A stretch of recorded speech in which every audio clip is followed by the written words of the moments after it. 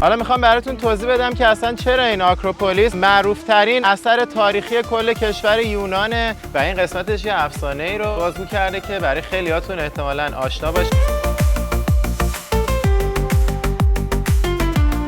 حالا یه توضیح بدم راجع به اینکه چرا اصلا اینجا خونه ها همه سفیده. اینجا بهش پسر از اولین باریه میبینم که نسبت دخترها به پسرها یه جا اینقدر زیاده، حداقل 2 برابر هست.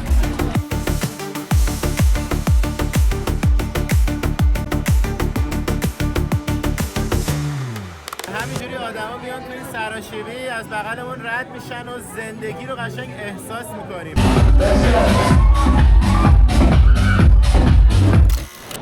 مثل اکثر مواقع سفرمون رو داریم از فرودگاه لس آنجلس شروع میکنیم و میریم سمت اولین کشور توی این سفر، کشور زیبای یونان. پروازمون هم با لوفتانزاست. قراره بریم اول فرانکفورت، بعدش بریم آتن یونان و از اونجا ماجراها رو شروع کنیم. رسیدیم به فرودگاه آتن.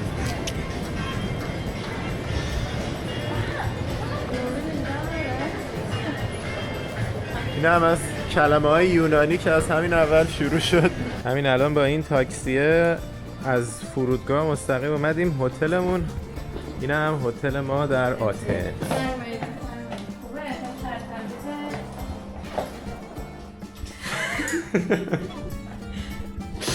اینم یه دونه بالکنیش هم رو به همین خیابون است که وارد شد. اینجا اولین وعده غذایمون رو توی آتن بخوریم. آخر شب ساعت 1 شب نزدیک هتل.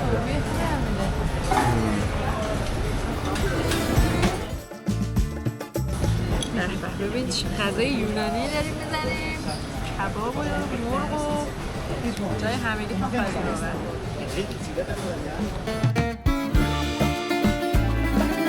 بالاخره گشت و گذارمون رو در شهر تاریخی آتن شروع کردیم و ساعت 7:30 صبح پا شدیم پیاده داریم میریم سمت آکروپولیس که قسمت تاریخی شهر رو ببینیم. دیگه کله سحر زدیم بیرون که قبل از اینکه زیادی گرم بشه بتونیم یکم راه بریم. قراره روز خیلی گرمی باشه چون تو تابستون اومدیم خیلی گرمه. حالا راه افتادیم کف کوچه پس کوچه های شهر، داریم همینجوری راه میریم و شهر رو تماشا میکنیم.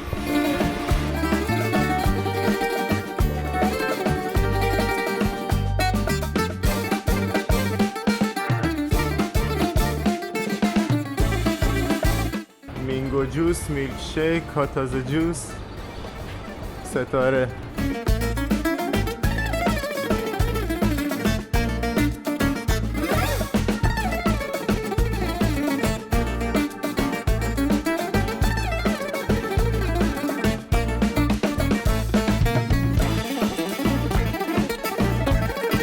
اومدیم تو این کافه تو خیابون که صابونمون رو بگیریم. داره میگذره هوا انقدر داره داغ میشه که خدا میدونه. این قسمت هم یه کافه کوچولوی گوگلی مگولیه که گفتیم بریم ازش یه چیز خنک بگیریم با یه چیزی بخوریم و بریم سمت اونجا. اونم اصلا از همینجا مشخصه. آکروپولیس از همینجا روی خودش رو به ما نشون داد. ساندویچ پیتزارتو که طعم پیتزا میده رو با کاپوچینو یخی گرفتیم که خنک شیم و میریم الان سمت آکروپولیس اون بالا. راهش هم خوشگله دیگه، کلی ساختمان‌های تاریخی داره.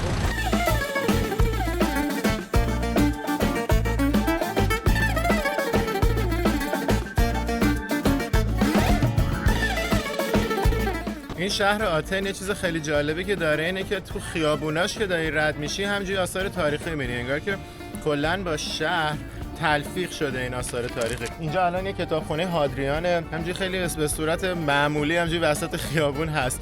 این مال دوران امپراتوری رومی 100 سال قبل از میلاد مسیح ساخته شده و الان یه سری از آثارش می‌بینیم، یه سری جاهاش هم که دارن بازسازی می‌کنن.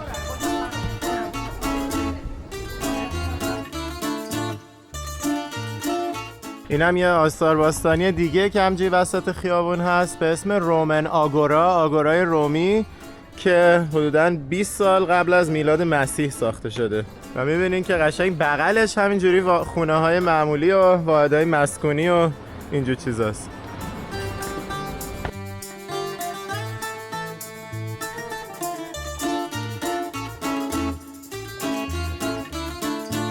یه صف عظیم برای گرفتن بلیت داره. تازه بلیطو که بگیری اونجا باید بری توی صف عظیم دیگه برای ورود وایسی. ما فعلا سهممون از آکروپولیس این در و دیوارای دورشه، هرچند که دیوارای دورش هم حسابی تاریخی و قشنگه، ولی ما با اون که انقدر صبح زود پا شده اومدیم که این قسمت پله های آکروپولیس که باید کلی بریم بالا رو نخواد تو ظل گرما بریم. به خاطر اون صف وحشتناکی که بود اینا داشتن ساعت‌ها رو نوبتی میدادن و به ما بلیت ورودی 11 صبحش رسید، یعنی تو ظل گرما آخرش ما باید بیایم از اون پله ها بریم بالا. حالا میخوایم بریم فعلا موزه‌ش رو ببینیم، بعد برگردیم به نوبتمون برسیم و این سختی گرما رو تحمل کنیم که بریم این آکروپولیس رو ببینیم.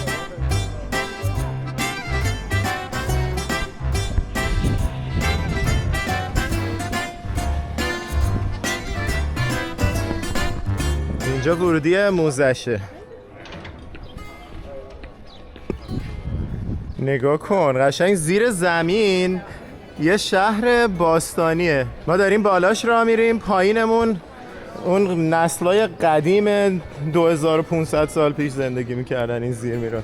کلا راجع به آکروپولیس و اصلا اینکه چرا انقدر مکان تاریخی مهمیه تو همون بالا توضیح میدیم. دوست داشتیم اول بریم اونجا بعد بیایم موزه که بیشتر در جریان باشین وقتی که میایم موزه، ولی خب دیگه ترتیب چیزا عوض شد، ولی به زودی کامل راجع بهش یاد میگیریم. اینجا قسمت اول موزه است که یه سری از این عتیقه‌های اون زمانا رو گذاشتن و همینجوری زیر پامون این شهر باستانیه که از بالاش داریم رد میشیم.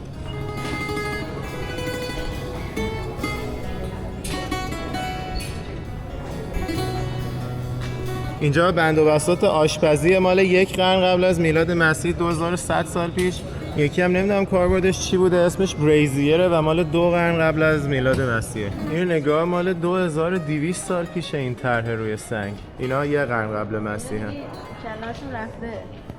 نظر چی دیدن که انقدر تعجب کردن؟ نمیدونم، خیلی شاخشون در اومده و کنده شده. این مجسمه ها مال 600 سال قبل از مسیح هن.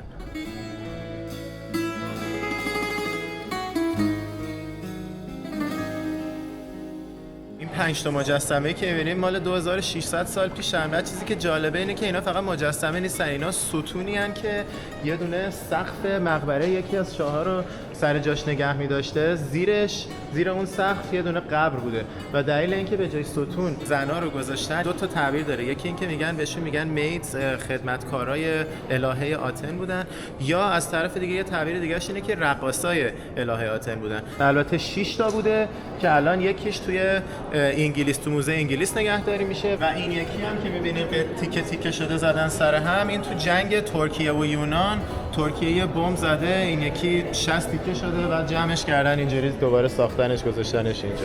این ساختمون پارتنون که بعد از این موزه میریم میبینیم تو خود آکروپولیس، دور تا دور اون ساختمونش کلی مجسمه‌های مختلف داره که یه داستانی رو به تصویر کشیدن و کل این مجسمه‌هایی هم که اینجا میبینی تمام مجسمه‌های اصلیشه که داخل موزه نگهداری میشه. هر ضلعی از این پارتنون یه داستان خاصی آورده نشون داده.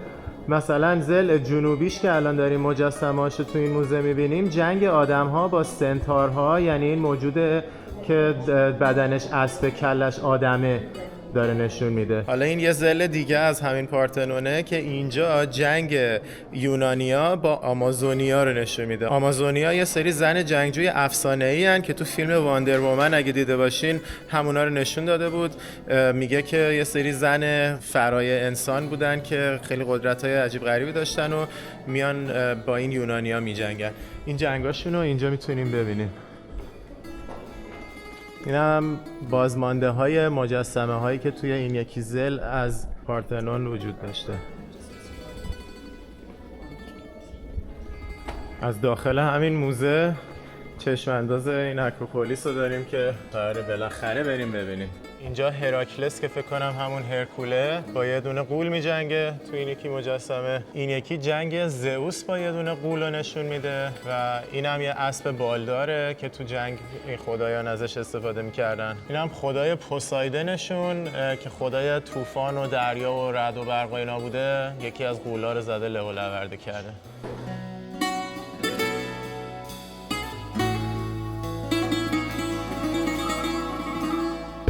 شهر زیرزمینی رو از نزدیک ببینیم که قسمتی از همین موزه است. این شهر زیرزمینی هم که الان دیگه خاک شده، قبلا روی زمین بوده، شهر باستانیه.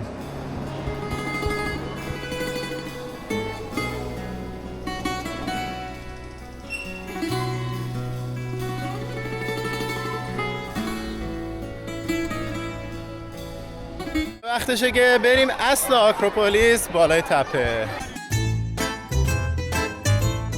بالاخره وارد قسمت آکروپولیس شدیم ولی خیلی داغه، یعنی خدا بهمون رحم کنه که چجوری قراره این همه پله رو بریم بالا. اینجا آمفی‌تئاتر دیونیسوس رو می‌بینیم که 500 سال قبل از میلاد مسیح ساخته شده و نکته جالبی که هست اینه که کلا این آمفی‌تئاترای سبک امپراتوری رومی از همون یونان وارد فرهنگ امپراتوری روم شده. یعنی الان معروف ترینش رو توی روم ایتالیا می‌بینیم از اون آمفی‌تئاترا، ولی در اصل جزء چیزایی بوده که از یونان وارد امپراتوری رومی شده، مثل تمام این خدایان یونانی که وارد فرهنگ و افسانه های امپراتوری روم شدن. و این خیلی جالبه چون از همون حتی از اون آمفی‌تئاتر اصلی توی روم هم قدیمی تره. این ورم بازی آمفی‌تئاتر دیگه است که خیلی این یکی با شکوه از اون یکی هم بالتره و قشنگ میشه سبک آمفی‌تئاتر امپراتوری روم و اون کالسیوم خود روم و اینجا میشه دید. خیلی شلوغه اینجا. اینجا پله‌هاش همه مرمریه و خیلی هم لیزه.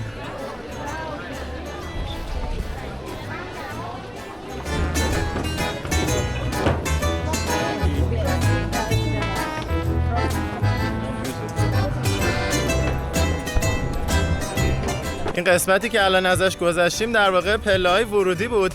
اصل پارتنون که میخوایم راجع بهش صحبت کنیم اونجاست که میبینیم یه قسمتش هم دارن همجوری بازسازی میکنن الان.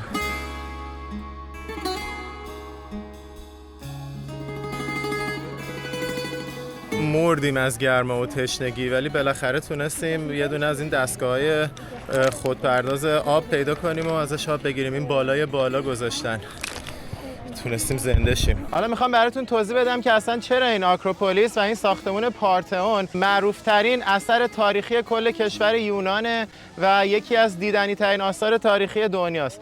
شما فکر کنین کشور یونان که یکی از موثرترین کشورها تو تاریخ جهان بوده، بالاخره اسکندر مقدونی از یونان بوده، امپراتوری روم یکی از بخشای اصلیش یونان بوده و یکی از تاثیرگذارترین فرهنگ‌ها توی فرهنگ امپراتوری رومی فرهنگ و هنر یونانی بوده. حالا در نظر بگیرین یونان با این همه تاریخ، تمدن و تاثیر روی تاریخ جهانی معروفترین اثر تاریخیش اینجاست، پس حتما باید خیلی چیز خفنی باشه. میخوام بهتون بگم چرا.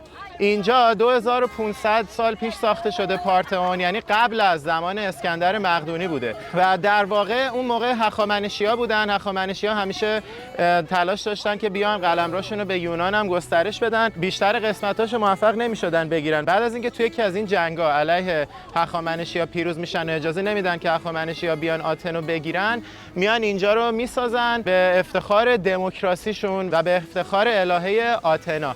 حالا جالبه که اینجا اون موقع دموکراسی بوده، یعنی 2500 سال پیش که اصلا دموکراسی تو ذهن‌ها تعریف نشده بوده، اینجا سیستم رأی‌گیری و سیستم همه پرسی برای تعیین حکومت و اینجور چیزا توی شهر آتن برقرار بوده. البته اون موقع خب میگم اون امپراتوری که بعداً میشه امپراتوری اسکندر مقدونی و میاد تمام این نواحی رو میگیره، هنوز به این گستردگی نبوده و هر کدوم از این نواحی کوچولو حکومت خاص خودشونو دارن و توی شهر آتن یه سیستم اداری کوچیک‌تر بوده، دموکراسی بوده و به خاطر همین یکی از دلایلی که اینجا انقدر اسم و رسم داره اینه که نماد یکی از اولین دموکراسی‌های تاریخ بوده که حالا بعداً اسکندر مقدونی میاد همه این نواحی رو میگیره و اون دموکراسی از بین میره. ولی خیلی جالبه که اون موقع اینجا این مفهوم وجود داشته و حالا این پارتئون علاوه بر این چیزایی که گفتم دور تا دورش الهه‌های یونانی و داستان‌های جنگی، افسانه‌های یونانی به تصویر کشیده شده بوده که توی اون موزه‌ای که الان بودیم اصلاشو دیدیم که کنده بودن گذاشته بودن اونجا که هم ازش حفاظت کنن هم آدم‌ها راحت راحت‌تر بتونن ببیننش. و خیلی جالبه اینا اولین مجسمه هایی هست که به این گستردگی توی یه نقطه دیده میشه که بعداً رفته وارد افسانه های امپراتوری رومی شده و حالا همون الهه ها با یه سری تغییر اسم تبدیل شدن به الهه های امپراتوری رومی. مثلا زئوس، پوسایدن، آتنا، نمیدونم همه اینا توی افسانه های امپراتوری رومی هم وجود دارن ولی به اسمای دیگه. حالا اصلا دلیل اینکه اسم شهر شده آتن اینه که این معبد بیش از هر چیزی برای بزرگداشت الهه آتناشون ساخته شده بوده. یعنی درسته که مجسمه زئوس و بقیه خدایان و الهه ها هم اینجا ساخته شده بوده ولی مجسمه اصلی یه مجسمه بزرگ 13 متری آتنا بوده، یعنی دختر زئوس. این وسط بزرگ ساخته شده بوده، یکی از خفن‌ترین مجسمه‌های دنیا تو زمان خودش بوده که الان دیگه تخریب شده، اینجا نیست. یکی از داستان‌های افسانه‌ای که بالای همین دیواره‌های این پارتئون نشون داده شده بوده جنگ آتنا با پوسایدن بوده، دختر زئوس با داداش زئوس که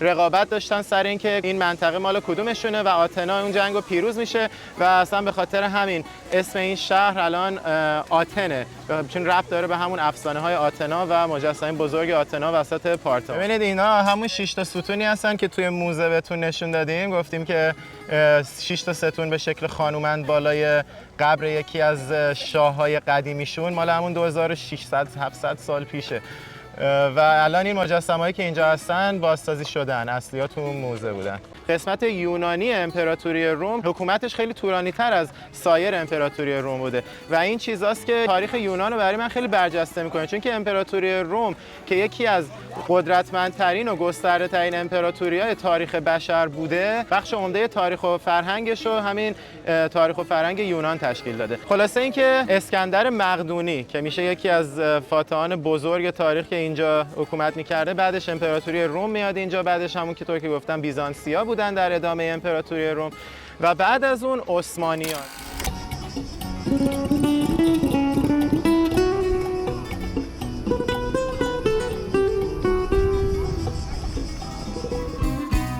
تا الان تو آتن 2 تا آمفی‌تئاتر باستانی دیدیم. حالا این یکی مدرن‌تر، باستانی نیست ولی بازم خیلی جذابیت تاریخی خاصی داره به خاطر اینکه اولین بازی‌های المپیک مدرن بیش از 120 سال پیش اینجا برگزار شده و در واقع رسم المپیک رو زنده کرده. اصلا اسم المپیک از یونان میاد، از 2700 سال پیش تا 1700 سال پیش، حدوداً 1000 سال توی یونان المپیک برگزار می‌شده توی شهر دیگه به اسم المپیا. اسمش هم از اولمپوس میاد به معنی تپه‌ای که خدایان یونانی توش زندگی میکنن و به اسم اون محل زندگی خدایان و برای بزرگداشتشون اومدن این المپیک رو شروع کردن که از تمام نقاط یونانی زبان جنگجوها و نمیدونم ورزشکارا و اینا جمع میشدن اونجا با هم دیگه مسابقات مختلف میدادن. جالب این رسم 1000 سال ادامه داشته تا اینکه در نهایت توسط امپراتوری رومی از بین میره، ولی بعداً اواخر قرن 19 میلادی دوباره میان این رسم رو زنده میکنن و اولین بار المپیک اینجا برگزار میشه و از اون به بعد دیگه میدونیم هر 4 سال هی تغییر میکرده و الان خیلی جالبه چون که دقیقاً تو زمان المپیک هستیم. به زودی قراره المپیک پاریس شروع بشه که ولاگش شما قبل از این دیدین، ولی ما قراره بعد از اینجا بریم المپیک پاریس و خیلی مناسبت خوبی بود که بیایم این مرکز اولین المپیک رو تو همین سفر ببینیم.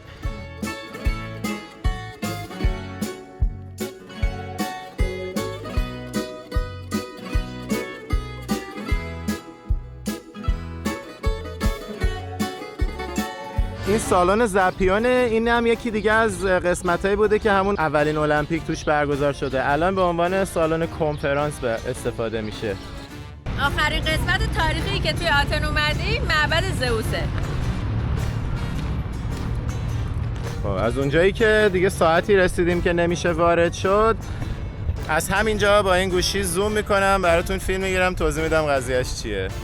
این معبد زئوس 2700 سال پیش ساخته شروع شده، یعنی این ستونای بازمانده حتی شاید از تخت جمشید هم یکم قدیمی ترن، هرچند که به هیچ عنوان ابهت و شکوه تخت جمشید رو نداره، ولی انقدر بلند پروازانه بوده هدفشون از ساخت این معبد که 600 سال بعد از شروع ساختش تازه تمام میشه. یه دونه مجسمه طلایی عظیم زئوس رو این وسط گذاشته بودن که الان دیگه نیست. الان همین چند تا ستون ازش مونده، اون طرف دارن یه سری ستون دیگر رو بازسازی میکنن. شاید بعداً اگه بیاین اینجا سفر کنین خیلی ورژن کاملتری از اون معبد قدیمی رو بتونین اینجا ببینین. بالاخره اومدیم تو کوچه پس کوچه های این محله پلاکا راه بریم که معروف ترین محله آتن برای قدم زدن و دیدن وایب قدیمی و باحال شهر. آکروپولیس رو از پشت اینجا میشه دید. بعد یهو وسط شهر اینجا یه دونه میدون قدیمی حالت یونانی قشنگی داره، اینور رستوران، اینور تردد آدما و جو باحال در نیکا به و همین کوچه پس کوچه های خوشگلش دقیقاً بغل دیوار آکروپولیس. خیلی دوست داشتنیه این منطقه.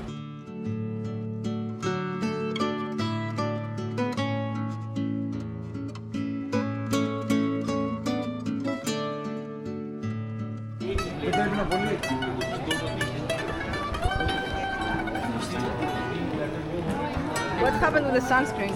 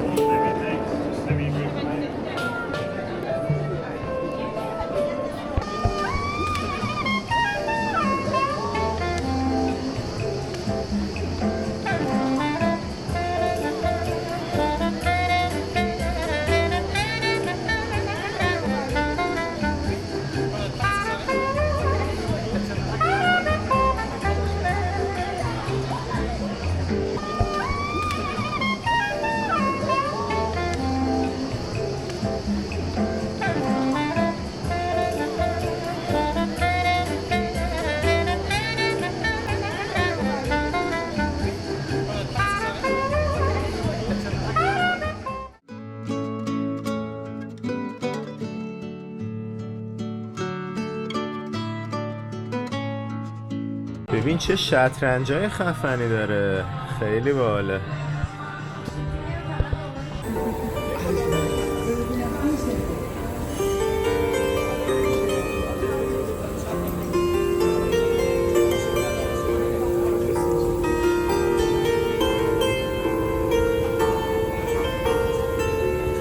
بانمه که اینجا میزندنی رو روی این پلا گذاشته تو بالا.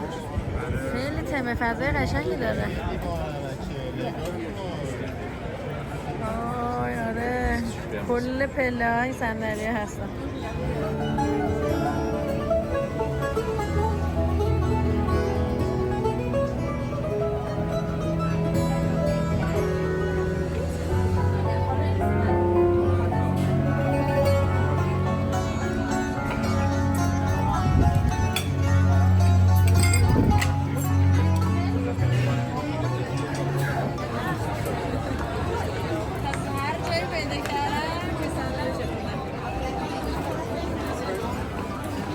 دوباره رسیدیم به یه رستوران دیگه. همینجوری میری بالا سمت راست و چپ پر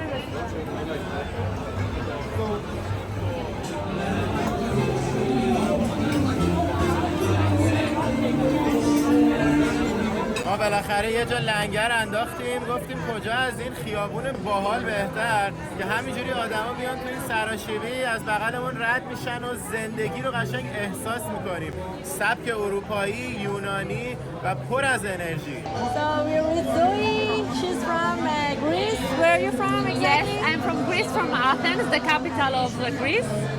So are you happy? Yeah, I'm very happy. You can do a lot of things here in Greece, and we have a lot of view. And you can see also the monuments of Acropolis and Parthenon. And the streets are full of visitors here. What is the name of your prime minister? Kyriakos Mitsotakis. Kyriakos Mitsotakis. Thank you.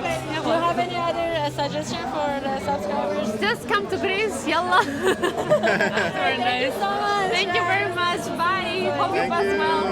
این هم از غذاهای سنتی یونانیمون که داخل منیو یه حدوداً 5 تا غذای سنتی داشت. ما این دوتا رو انتخاب کردیم و گرفتیم. بچه من این غذا رو خیلی دوست داشتم و فهمیدیم فیوریت زویی بود. زویی What's the name of this food? Moussaka, Greek moussaka. موزاکا. Nice. Thank you. خیلی خوشمزه بود. اومدین یونان حتما اینو بگیرید. تازه دوست خوبم بهم یه گل قشنگم تقدیم کرد. دستش در نکنه. Thank you. You're welcome.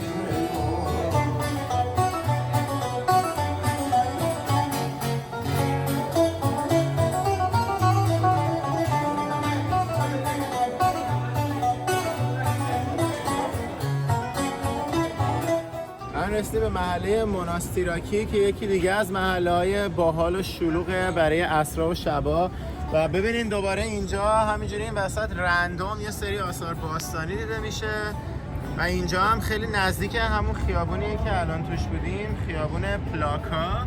مناستیراکی هم دقیقاً پیاده ازش راه داره. حالا میخوایم بریم یکی قسمت هم ببینیم.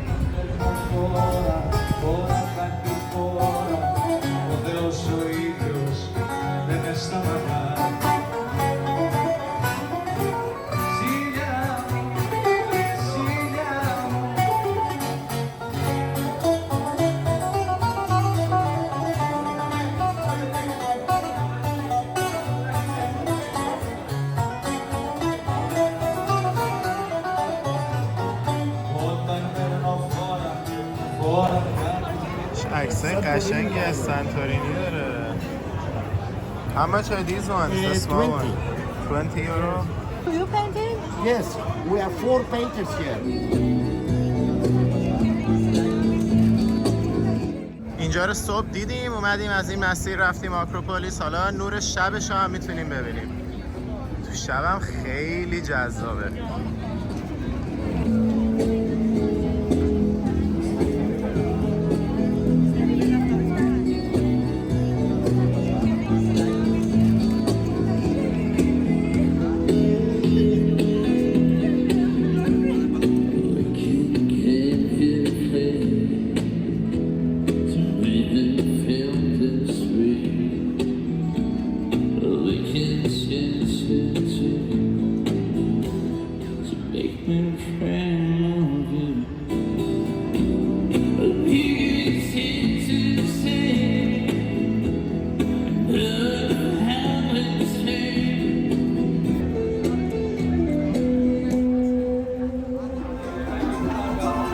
ببین چه باری اومدیم. بار A for Athens تقریبا ششمه. یه ساختمون و ببین چه منظره هم. رو پشت بومه دیگه، بار پشت بومیه. آره. باره پشت بومه.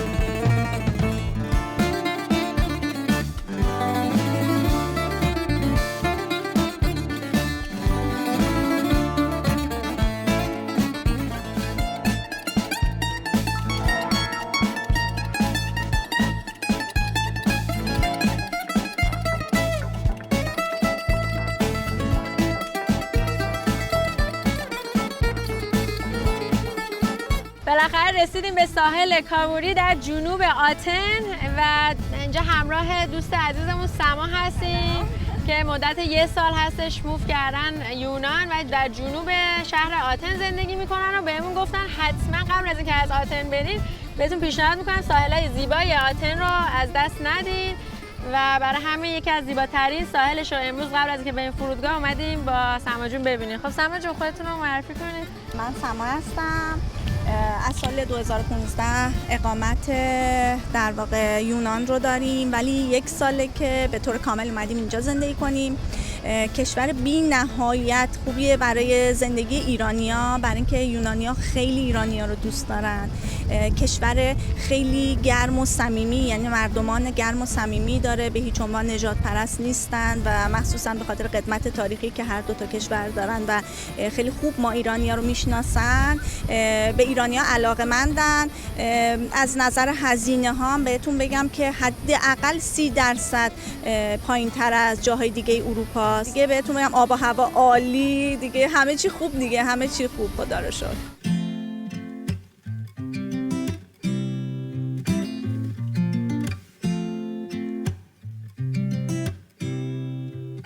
You said it was the last time, but you keep coming back to tell me sorry that you take back all the things you said just to hurt me.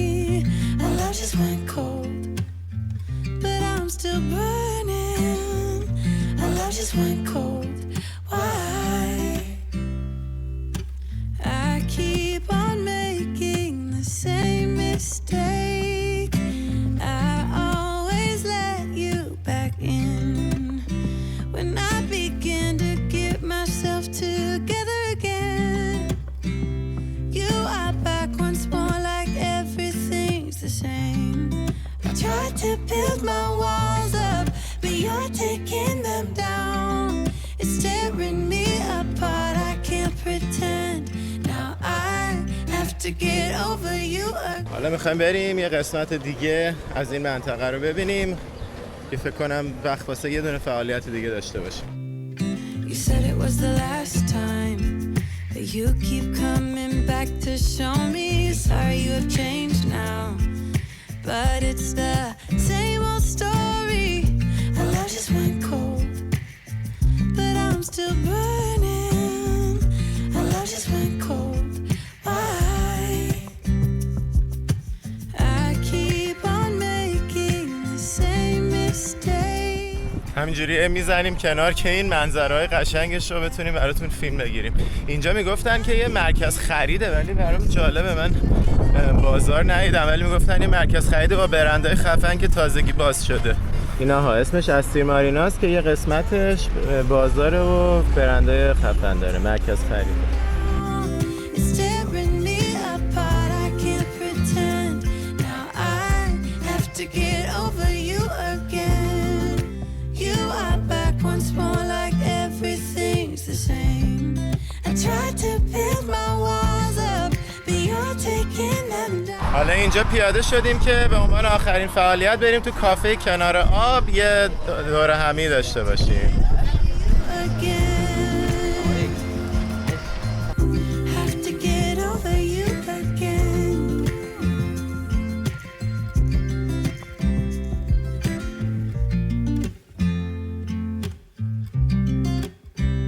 چه ساحل باحالی هم دارم اینجا.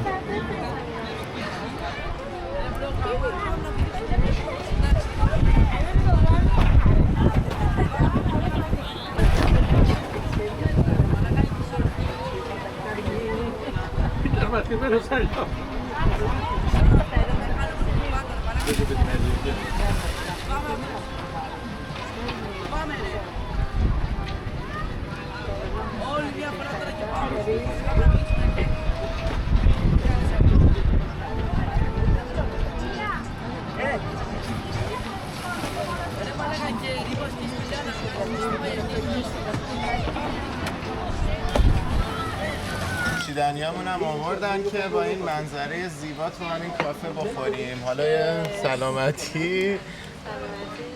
اسمش چی بود این قهوه؟ فردو کاپوچینو. فردو کاپوچینو. فردو کاپوچینو ببین از اونجایی اومده که یونان به خاطر گرمای هواش خب خیلی مصرف قهوه تو تابستون کم میشه و اینا این قهوه رو کشفش میکنن که میتونن مثلا با یخ قهوه درست کنن. بعد این بینشون خیلی مرسومه، خیلی استفاده میکنن قهوه فردو کاپوچینو یا فردو اسپرسو. بعد یه قهوه دیگه هم دارن مثل قهوه ترکه که اونم قهوه اصیلشونه، همون شکلی دم میشه.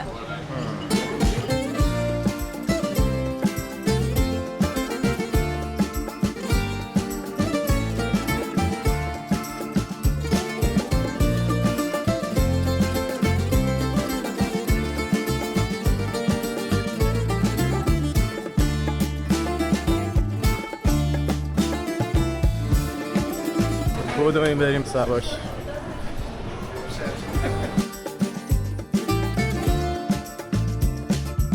نه یه ساعت میشه یه حالت طوفانی داره میاد اینجا. خدا بخیر بگذرونه، ولی داریم سوار هواپیما بشیم و میریم سمت قصد جزیره زیبای سانتورینی که از اول این سفر من خیلی براش هیجان داشتم. امیدوارم که این باده کم کم بشه به زودی. که پرواز بتونه بلند شه. خودت دل و رودمون فکر کن قراره چی بشه تو این پرواز.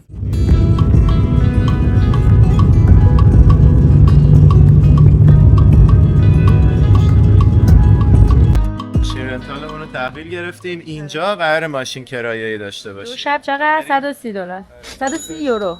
130 یورو. Thank you. Thank you. اینم از ماشین کوچولوی ما که قراره تو سانتورینی باهاش بریم بگردیم. صندوقش انقدر کوچولو بود که حتی ما که فقط کریان آوردیم نتونستیم جا بدیم. ساک نیکا رو گذاشتیم تو صندلی آقا.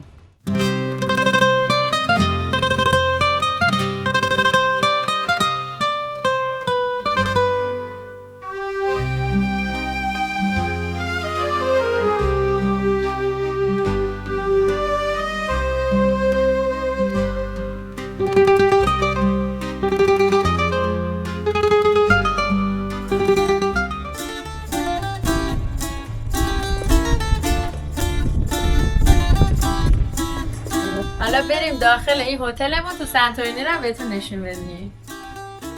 یه سویت گرفتیم.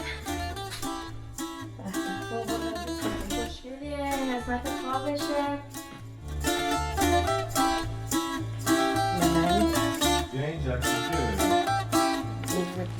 فوق‌العاده هتل خوشگلی گرفتیم که سانتورینی رو عشق کنیم. اینجا یه جکوزی داریم که البته بهش گفتیم آبشو برامون خنک نگه داره به خاطر اینکه هوا گرمه. اینجا هم میتونیم مایو و هلامون رو آویزون کنیم. حالا راجع به این هتل من یه چیزی بگم. کلا ما معمولا تو سفرها اصلا برامون جا خواب و اینا مهم نیست که حالا کیفیتش چقدر باشه، فقط تمیزیش مهمه. واسه همین خیلی دنبال این که حالا هتل‌های خفن بگیریم و اینا کلا نیستیم. سعی می‌کنیم هزینه رو بیاریم پایین. خیلی دنبال این که مثلا بریم همکاری کنیم و هتل‌ها رو مثلا مجانی بگیریم نیستیم. معمولا با اون که میتونیم اکثر جایی که میریم خب دوست دارن که باهامون کار کنن، ما تبلیغاتشون رو انجام بدیم، ولی برامون ارزش نداره چون وقت کلی وقت بذاریم برای فیلمبرداری داخل هتل تبلیغ کنیم، حالا که مثلا به جای اینکه مثلا 40-50 دلار بدیم خودمون هتل بگیریم. البته تو اروپا بیشتر 70-80 دلار به بالاست، ولی خب در هر صورت یه پولی میتونیم سیو کنیم ولی ارزشی نداره برامون. ما ولی جاهایی مثل سانتورینی، مثل بالی که اصلا اون هتلی که توش میمونی خودش جزء جاذبه های منطقه هست، اینجور جاها از طریق همکاری میتونیم هتل بگیریم. بالی این کارو کردیم، حالا این دفعه توی سانتورینی اومدیم هتل رو از طریق همکاری گرفتیم. واقعا منظرش فوق العاده است و روبرومون هم که دیگه پیاده رو نیستش و حالت خصوصی داره. این ورم استخر هتل، استخر در واقع عمومیشه که برای مهمانان هتل استفاده میشه. بریم تو آب با آبجو و منظره. بود تو جاکوزی.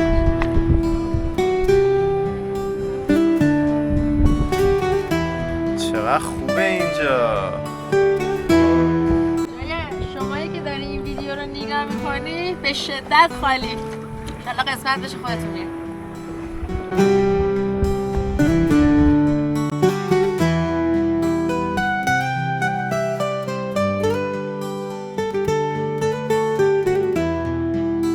بریم این چرخی بزنیم دم غروب توی سانتورینی، همین قسمت اویا شمال جزیره که الان هستیم، ببینیم چه خبره. قسمت توریستیشه، بریم دریاشو با هم ببینیم.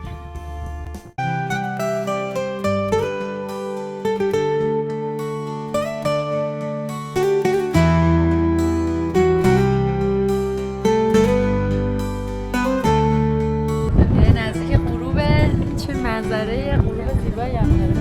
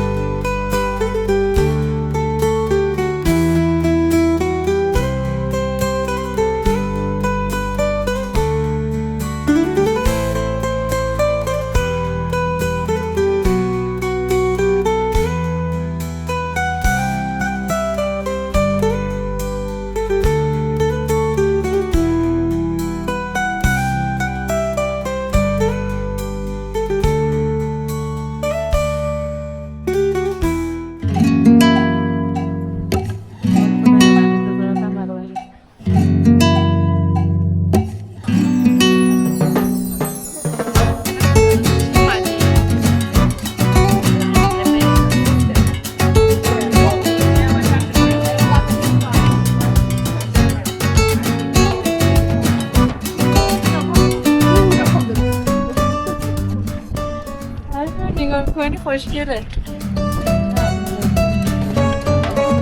اوف این خیلی دیگه خوبه.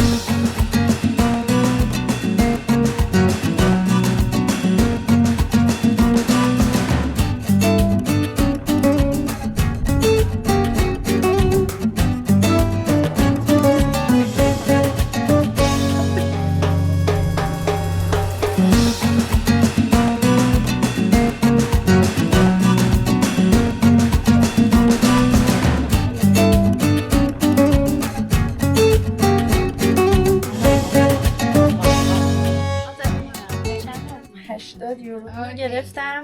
البته رنگ آبی شد. بذار بهتون نشون بدم. نه کار خیلی قشنگ سبک یونانیه. Ready. Thank you. Thank you. اسمش بود وایت لیلی. اسم مغازشه. خیلی کار قشنگی داره. Alright, have a good Thank night. you. Good night. توی همین کوچه پس کوچه های سفید و زیبای سنتورینی ببینین چه سورپرایز قشنگی داشتیم. همراهان مجازی مسافرتیمون که الان تو دنیای واقعی داریم با هم آشنا میشیم. از ونکوور هستن، شهر زیبای ویکتوریا. خودتون رو معرفی کنین. من بیتا هستم. ما از ونکوور آیلند هستیم، پایتخت بریتیش کلمبیا، ویکتوریا. منم آریان هستم. خیلی خوشحالم که دوستان رو در صفحات مجازی دیدم ولی امروز به صورت افتخاری به صورت واقعی دیدم. افتخار از ماست. دمت گرم. شاکرتم. مرسی. قربونتون. همه جونیتون بهتون خوش بگذره. مرسی. منتظر هستیم که ویدیوهاتون رو ببینیم. خیلی میچسبه واقعا وقتی این دوستان عزیز رو توی سفر میبینیم و میتونیم گپ بزنیم. یکی از مزایای داشتن این پیج و کانال و اینا همینه که همچین عزیزان با محبتی رو میتونیم تو سفر ببینیم و باشون آشنا شیم و گپ بزنیم. مرسی قربونتون. فعلا خداحافظ. خداحافظ. خوش بگذره.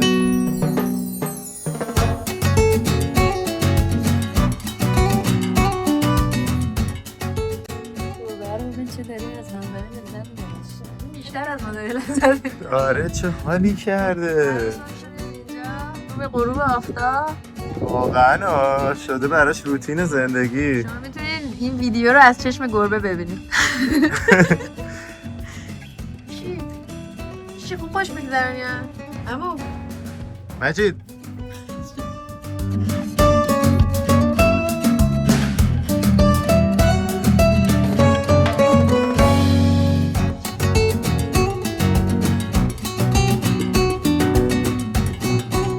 داریم کم کم میرسیم به انتهای این شهر زیبا که اینجاهای آروم آروم خلوت‌تر و خلوت‌تر میشه.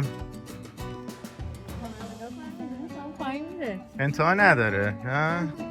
ولی خب انتهای شلوغی ها رو حداقل رسیدیم دیگه. بریم غذا بخوریم. اینجا رو این مدیر هتلمون بهمون معرفی کرد، گفت غذاش فوق العاده است. حالا ما گفتیم بیایم اختاپوسش رو امتحان کنیم ببینیم که چند مرد حلاج است. اینم از غذامون. حسین اختاپوس گرفت و منم چون به خودم قول داده بودم از این به بعد هر روز موساکا میگیرم. خوشمزه ترین غذای یونان از نظر من و حسین که توش چی داشت؟ بادمجون و پنیر و گوشت چرخ شده. فوق العاده است. اینو حتما امتحان کنید. اینم صبحونه روز دوم در سنتورینی.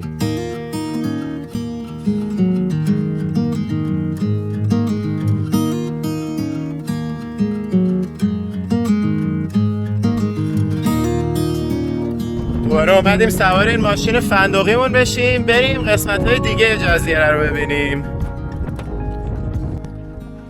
آماده ای؟ آماده. بریم ببینیم بقیه این جزیره چی داره.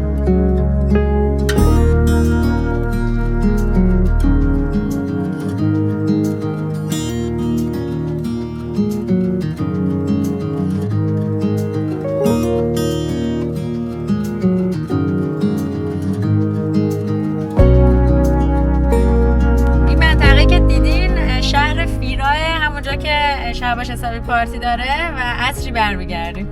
الان به هر حال مسیر تو مسیرمون بود، باید بگذریم بریم چند تا جای دیگر رو ببینیم، ولی اصل دوباره میام حسابی اینجا لنگر میندازم.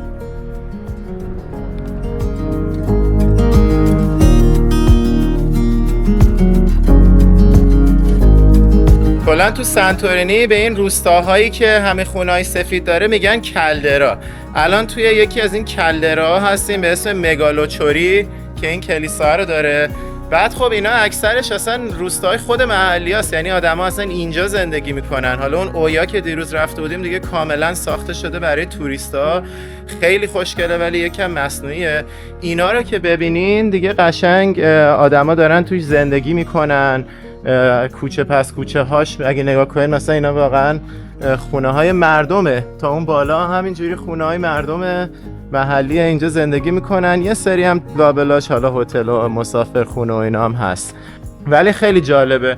سر تا سر جزیره که میری کلی از اینا وجود داره. یه سری مجموعه است که یه گوشه از تپه ساخته شده، بعد دوباره تا برسی به کالدرای بعدی هیچی نیست، همش خشکه و مثلا کوهستان و اینا. باز دوباره میرسی به یکی از این کالدراهای خیلی خوشگل.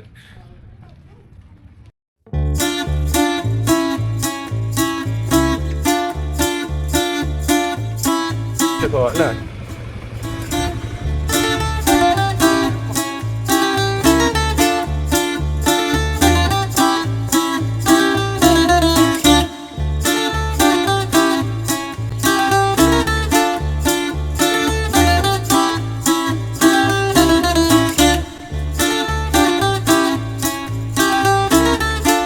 اینجا موزه سنتورینیه، موزه هم داره.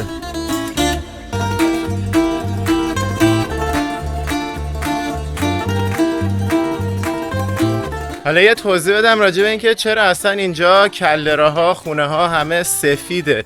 اینجا دو دلیل داره. یکی اینکه به خاطر اینکه تابستونا خیلی گرمه، اون قدیما اومدن گفتن خونه ها رو اگه سفید کنیم نور آفتابو برمیگردونه و باعث میشه داخل خونه ها خنک‌تر بمونه. و دلیل دوم اینه که توی سال 1930 اینا یه مریضی میاد که میگفتن باید کلا همه جا رو ضد عفونی کنیم و انتقاد داشتن که رنگ آهک ضد عفونی میکنه، واسه همین دستور میدن که همه خونه‌ها رو بیان با رنگ آهک رنگ کنین و این میشه که یه بخش خیلی زیادی از جزیره محلا همه سفید میشه. البته خب درجه سفیدیش فرق داشته، اینجوری نبوده که مثل الان همش انقدر سفید باشه، ولی اون قسمتش که خوب سفید شده بوده یه سری توریست جذب میکنه. وقتی که این توریستا شروع میکنن جذب کردن، اینا میگن که چقدر خوبه ها، میان تمام رنگا رو ترمیم میکنن و همه جا رو دیگه حسابی سفید میکنن که این روند اومدن Hey, what's your name? Tassos. Tassos. Nice to meet you, man. Where are you from? From Greece. Oh, nice. You live in Santorini? Or? For the season, yeah. Okay, for this season. Where are you Nice. from, guys? From Iran originally? Okay, are you making vlogs right now? Yeah. When I can see them? You can see it in about 1 month, 1.5 months. Okay, where? Yeah. On our YouTube channel. Well, Persian Explorers. خیلی باحال بود، پیام بازرگانی ایجاد شد. خلاصه میگفتم که دیگه سرمایه گذارا و اینا گفتن که بیایم همه کل جزیره رو اینجوری سفیدیشو برگردونیم که توریستا حسابی بیان. یه چیزی که راجع به سنتورینی باید بدونین اینه که این جزیره قبل از اینکه انقدر توریستی بشه یه جزیره فوق‌العاده فقیر بوده. یه آقایی توی آتن برامون توضیح میداد که خودش از سنتورینی بوده، خانواده‌اش از سنتورینی بودن و قدیما قبل از اینکه حالا اینجا توریستی بشه 2 سال حتی گوشت نداشتن بخورن، غذاشون سیب زمینی و گوجه فرنگی بوده و وقتی که سرمایه‌گذارا میان و اینجا دیگه حسابی اینوست میکنن و سرمایه‌گذاری میکنن و اینجا تبدیل میشه به سنتورینی امروزی، دیگه هر کی تا الان اینجا زمین و ملک و هر چی داشته یهو پولدار شده. اومدیم کلدرای بعدی که اسمش هست امپوریو. این هم نزدیک ساحلیه که داریم میریم. تو راه اومدیم این قصری که الان داریم میریم سمتش رو ببینیم و یه کلدرای دیگر رو هم دیگه در این حال میبینیم.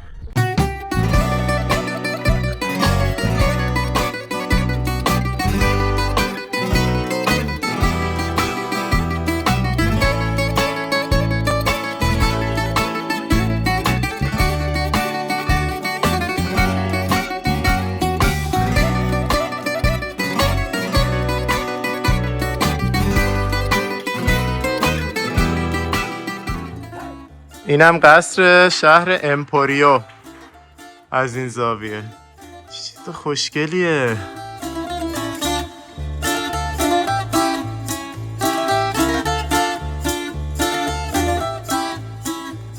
اینجا هم باحاله. دوباره کلیسا.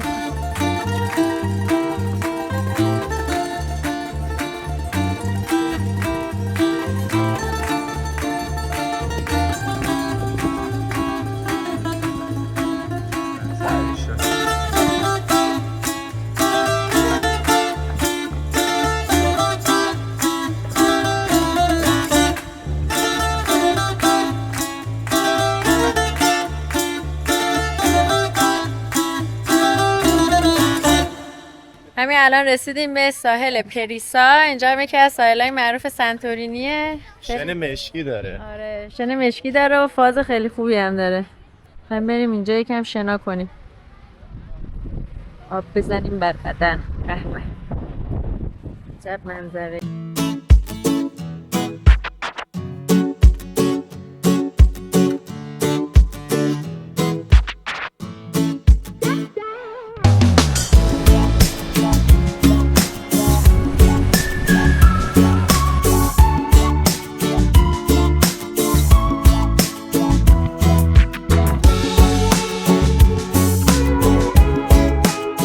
بالاخره اومدیم یه لنگر انداختیم روی یکی از این تخت‌ها بغل این ساحل شن مشکی زیبا. چه حسی داریم؟ خیلی هوای خوبیه. آره. حالا خواستم راجع به ساحل‌های سنتورینی یکم بگم. کلاً اینجا ساحل که خب زیاد داره، کلش جزیره است، ولی 2 تا ساحل اصلی معروف داره که یکیش همین پریسا هست، یکیش اسمش هست کمری، یکم از اینجا بالاتر. جفتشون هم سمت شرق جزیره هستن. بقیه ساحل‌ها یکم رسیدن بهشون سخته، هایک داره، نمیدونم گذشتن از کوهستان و از صخره و اینجور چیزا داره، واسه همین خیلی خلوت‌تره. ساحل سفید مثلا داره ولی خیلی خلوته. این ساحل مشکیه و یه ساحل اسم کمری هستن که این دوتا معروفن و توریستیان، که حالا ما اومدیم یکم از فضای این یکی استفاده کنیم و یه ذره ریلکس کنیم و حس واقعی ماحصلی سنتورینی رو هم برای خودمون داشته باشیم و بعد دیگه میریم برای یه فوتوشوت بسیار زیبا.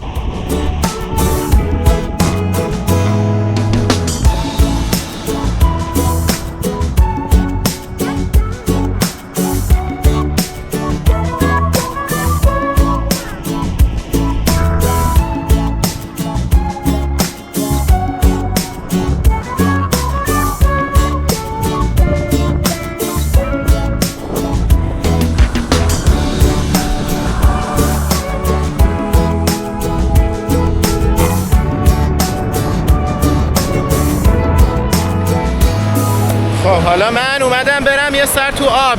نیکا نیومد چون برای فوتوشوت نمیخواست موهاش شور بشه، به آب دریا بخوره، واسه همین دیگه تنها اومدم برم تو آب. ببینین چه ساحل شن مشکی قشنگیه.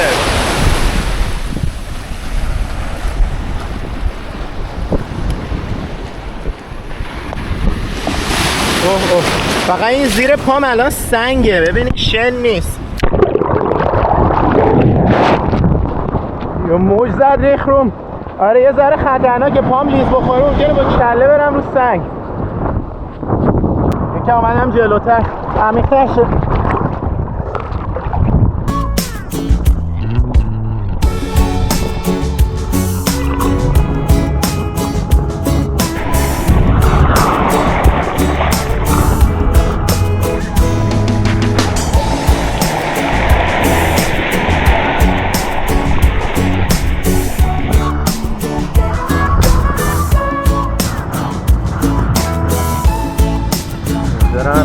نیکا رو داریم که داره چرت میزنه، آماده میشه واسه برنامه بعدی.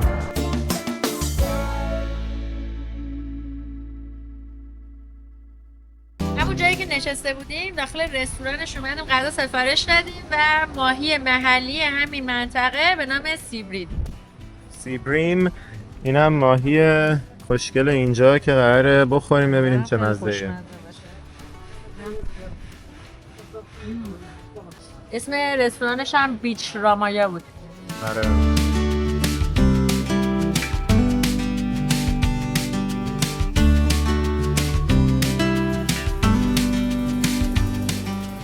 حالا ما دوباره برگشتیم توی کلدرای اویا که البته تلفظ درستش هست ایا.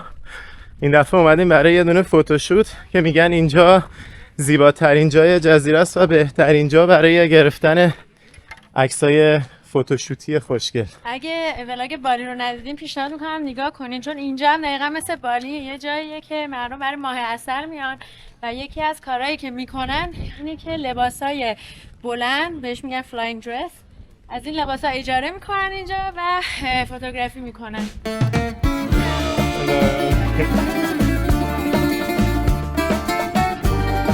حالا اینجا لباساشو میپوشه برای سشن عکاسی آماده میشه. آبی رو انتخاب کردم به خاطر اینکه رنگ اصلی سطح.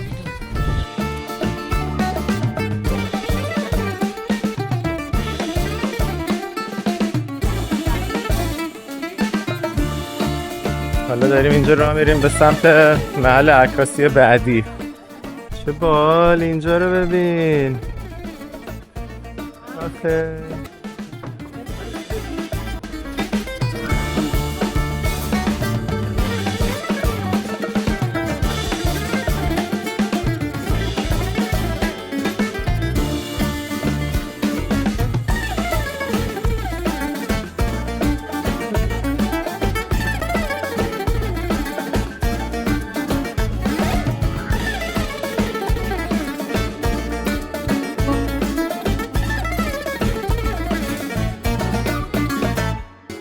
خیلی جالبی که توی این مغازه ها ما پیدا کردیم هر جا رفتیم این محصولات شیر خرشون بود. نگاه کنین تمام محصولات شامپو و کاندیشنر و بادی واش و حتی کرم دست و صورت و ماسک و اینجور چیزا هستش اینجا میفروشن که با شیر خر و آرگان اویل هستش و من یکیشو گرفتم چون مغازه دارش گفتش که این یکی از محصولای پرفروش و معروف این کشور هستش و دیگه حالا ببینیم چه جوریه. آره تازه اینجا خر اصلا نماد جزیره است، هر جا میری عکسای خر رو میبینی. بعد محصولات شیر خرم که خب معروفه، جو اینجا از قدیم خر زیاد بوده تو این جزیره دیگه، همه جور استفاده ازش کردن دیگه، من جمله محصولات مختلفی که از شیرش درست میکنن. مثلا نگاه کنین اینجا یه دونه مجسمه خره، از اینا تو جزیره فت و فراوونه ها. میگن به خاطر اینکه قدیما همون زمانی که این سنتورینی هنوز توریستی نشده بوده حمل و نقلاشون با خر بوده. آره الان هم هنوز خر زیاده تو این جزیره مثل اینکه، ولی جاهایی که ماها میریم نیست که بتونیم ببینیم.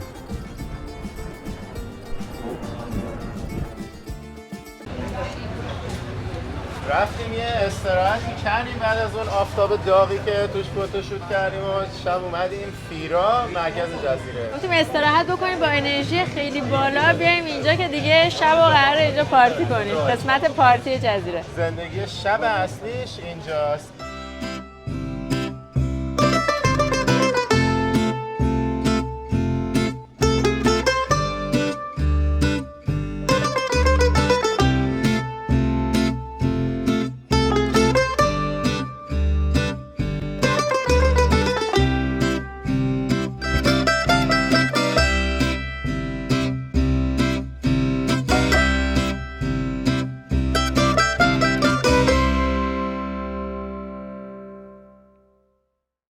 یکی از آپشنایی که توریستا میتونن بیان و این جزیره های یونان رو ببینن این کروزهای تفریحاتیه.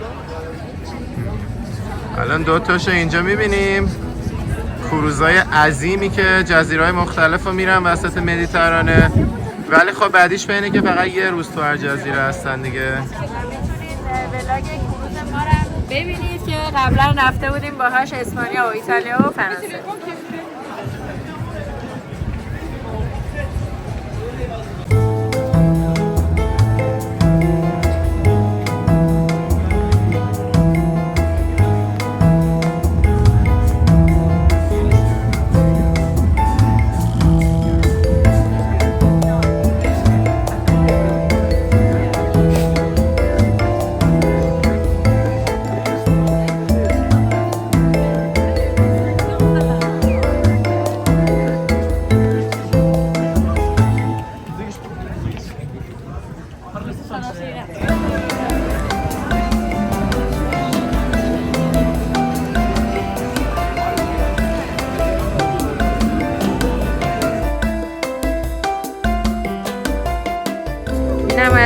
نوشیدنیامو ببینید چه نوشیدنیای خوشگلی داره. وای عجب منظره گیرمون اومد. نگاه کنین. گفتیم بیایم شامو دقیقا کنار این ساحل زیبا بخوریم. ساحل که چه عرض کنم، این صخره زیبا، این مسئوله زیبا. اسم اینجا چیه؟ اسمش هستش نکتار لاونج. اینم از پاستای سی فود و پاستای گارلیک من.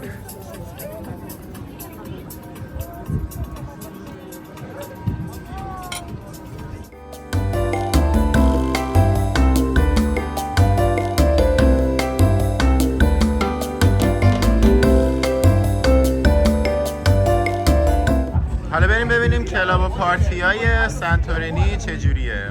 بریم داخل یکی کلابه رو ببینیم.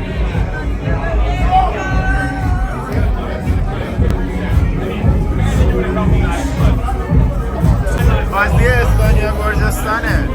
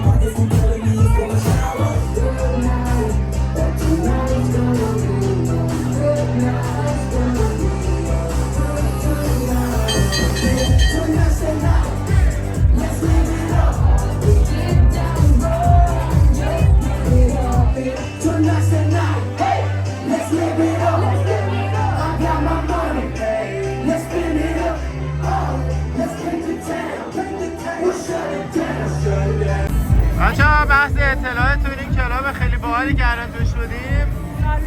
سالون طبقه دوم خیلی خوب بود. و حالا کلاب بعدی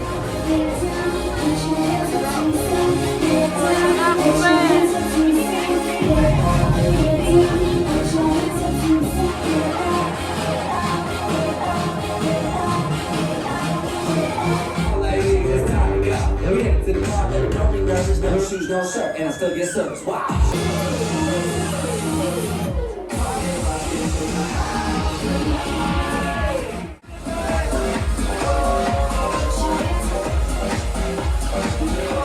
Animal print pants out control. It's Red Bull with the big ass bra. And like Bruce Lee, bro, got the club, yeah. Girl, look at that. Girl, look at that body. Work out. Girl, look at that body. Dancing under the stars, life's a party no one's for. Feel the rhythm, feel the spark. Lost in music, hearts embark.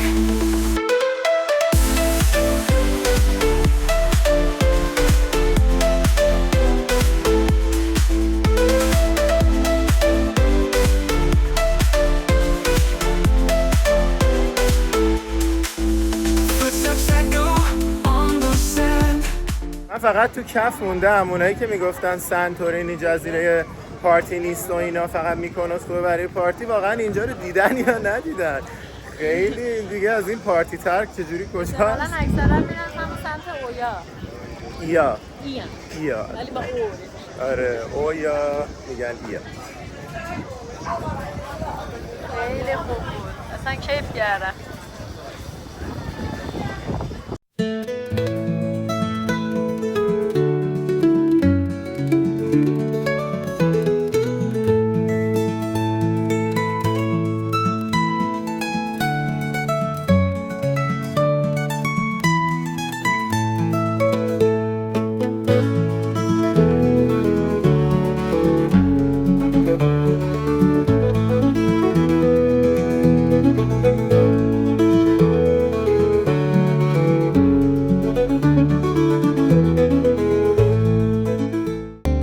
ماشین کرایه‌ایمون رو تحویل دادیم فرودگاه و با یه تاکسی داریم میریم سوار کشتی شیم. بریم کجا؟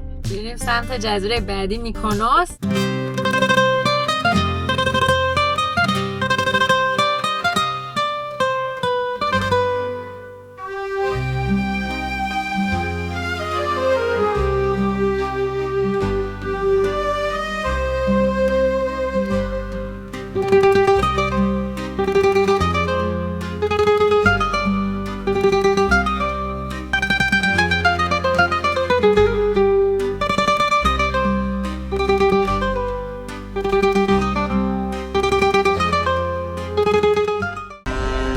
کشتی ما هم رسید. من باز این آقا روبرومون رو خیلی خوشم اومد، هم یوگامتش با خودش، هم یه کیسه پر مشروب و آماده است که بره برای میکونوس و پارتی‌های اشغال زیر بغلش نمانش میگرد. نه از کشتی ما چه ورود طوفانی داشت. داره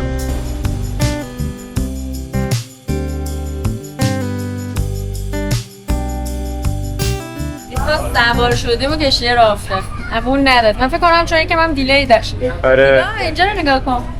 طبقه دو طبقه پایینش پارکینگه، طبقه بالا مثلا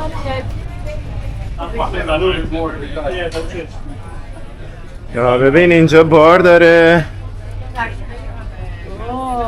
آره 2 ساعت و 20 دقیقه راه داریم، ولی خب امکانات کشتی خیلی خوبه دیگه. این مدلیه دیگه. Thank you. یه ساندویچ هم گرفتیم 9.5 یورو. آبجوی تو چقدر شد؟ آبجوی منم 6 یورو. گفتیم تا برسیم 2 ساعت و نیم راه داریم، یکم اسنک بخوریم و تبدیل کنیم.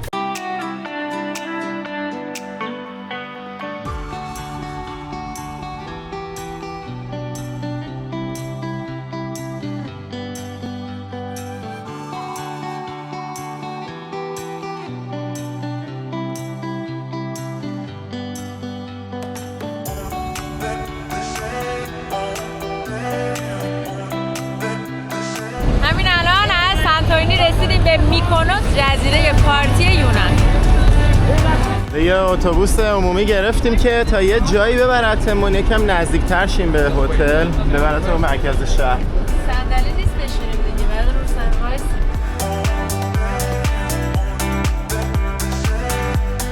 رسیدیم به اولین محله توی میکونوس، فابریکا، مرکز جزیره.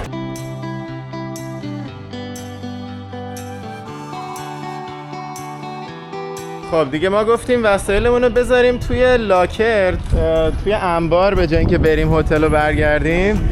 فعلا یه چرخی اینجا بزنیم بعد بریم هتل.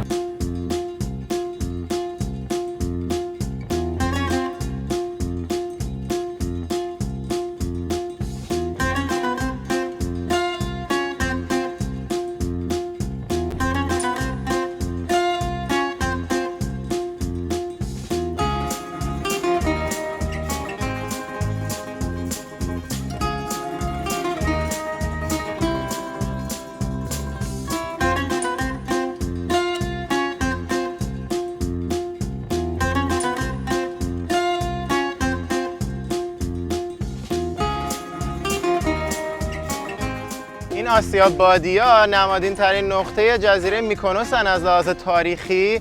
اینا رو میگن ونیسیا یا ونشیانا، ساختن تو قرن 16ام و چیزی که جالبه اینه که ونیسیا از سمت ایتالیای کنونی یه سریاشون مهاجرت کرده بودن به اینجا و همونا بودن که این آسیاب بادی‌ها رو میسازن که باهاش گندم آسیاب میکردن و برای درست کردن نون استفاده میکنن و حتی تا قرن 20 هم همین آسیاب بادیایی که تو قرن 16 هم ساخته شده استفاده می شده و دقیقاً اون طرف یه دونه لیتل ونیس داریم، یعنی ونیس کوچولو. ریشه این محله لیتل ونیس هم مال همون دوره‌ایه که ونیسیا به اینجا مهاجرت کرده بودن.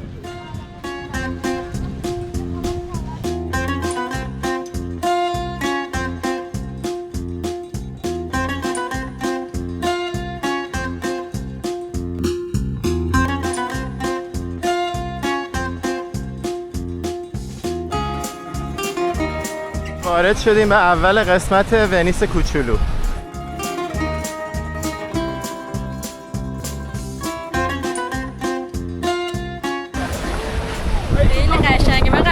ویدیوهاشو دیده بودم که این آب میخوره به صخره وقتی داری غذا میخوری. قشنگ بعضی وقتا انقدر این موج شدید میشه که یهو اصلا میز رود.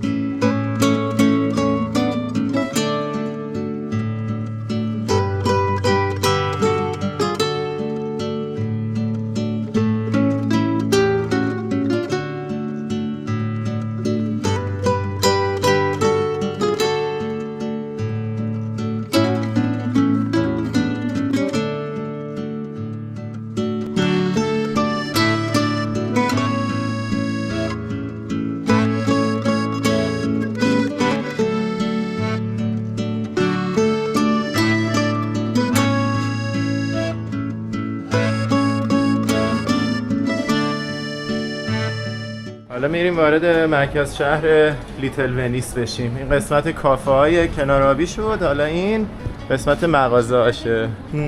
خیلی بامزه است. از سانتورینی قشنگ‌تره. آره همون وایب شبیه مشابهی داره ولی کوچه پس کوچه هاش خیلی باحاله.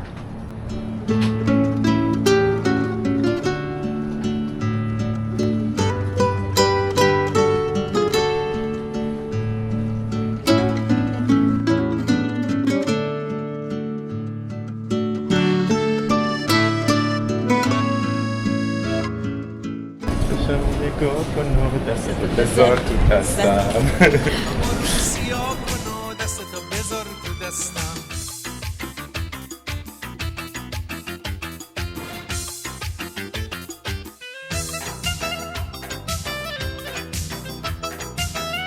چشم نگاه کن و دستتو بذار تو دستم. اما رو سیاه کن و دستتو قشنگه. خیلی خوبیه. این همه کارشون فوق‌العاده است.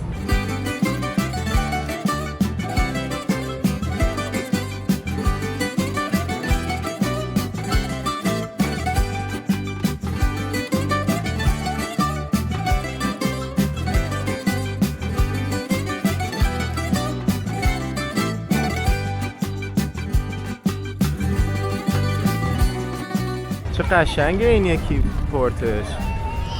نگاه کنین اینجا دوباره یه ایستگاه قایقه ولی اینا قایقاش مثل این که اینا که برای توره میبرن تور یه جزیره نزدیک اینجا به اسم دلوس که ما فکر نکنم بریم. سانست بوت پارتی هم دارن.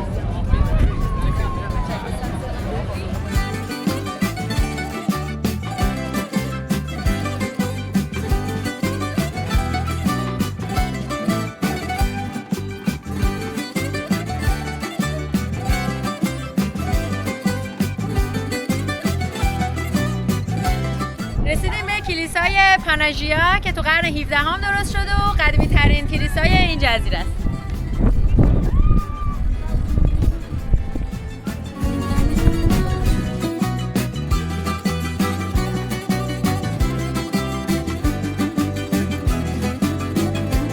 البته اینجا یه مجموعه کلیسای به هم پیوسته است که قدیمی ترینش تو قرن 14 هم ساخته شده ولی اکثرش دور و بر قرن 17 هم بوده.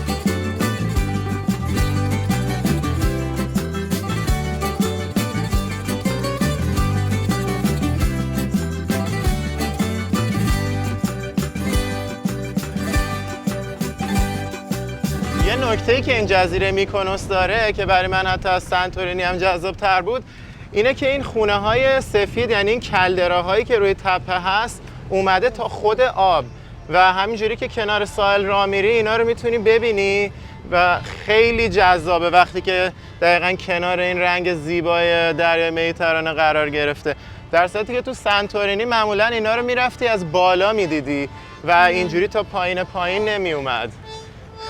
ساحلاش هم که میرفتی دیگه اون ساحل معروفاش اصلا نداشت از این خونه ها.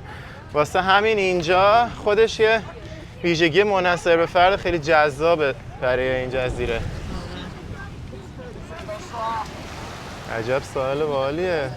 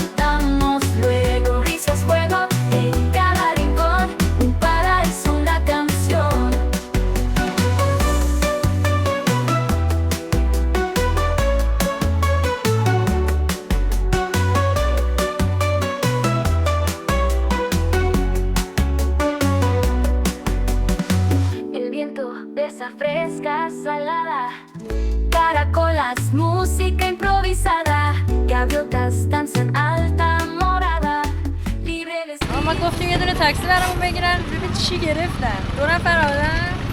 حالا امیدوارم 100 نفر دیگه سوار نکنه. Thank you very much. بای بای. دوستان کاشف به عمل اومد که واقعا کل این ون الان در اختیار ماست. حالا ماشین هم میشه کرایه کرد اینجا ولی اینجا ترجیح دادیم نگیریم چون که یه چند تا رفت و برگشت بیشتر نداریم و دیدم که نمیصرفه جمعش که میزنی و اینکه پارکینگ هم اینجا خیلی گرونه. مثل سنتورینی نیست که همه جا میری مجانی پارک میکنی. اینجا هر بیچ کلابی که میری هی باید دوباره 20 یورو بدی و اگه بخوای چند جای مختلف بدی چند بار اون 20 یورو ها رو باید بدی. واسه همین ترجیح دادیم که ماشین نگیریم. آره ولی خود طرف این کسی که چمدونمون رو بهش دادیم خودش گفتش که اگه مدت زمان زیاد اینجا باشی خیلی بیشتر به صرف است که ماشین کرایه کنی حتما چون اوبر فوق العاده گرونه. دقیقاً.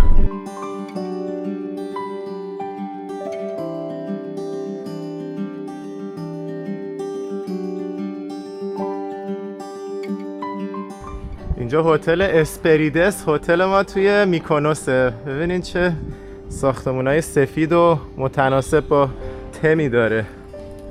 اتاقمون هم تحویل گرفتیم. حالا بریم ببینیم چه شکلیه.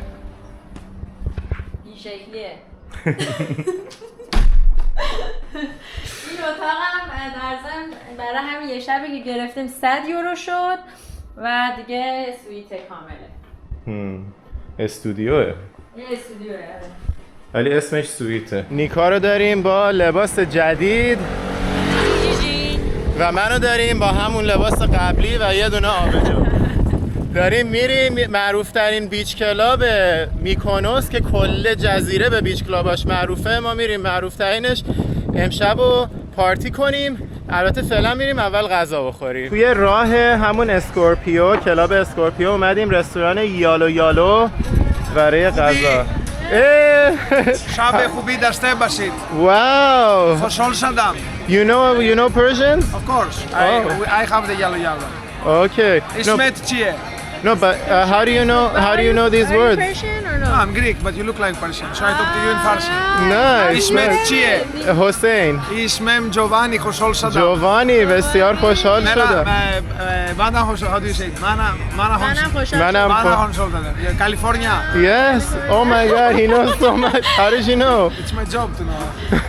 You visit many Persians? We have a lot of Persians.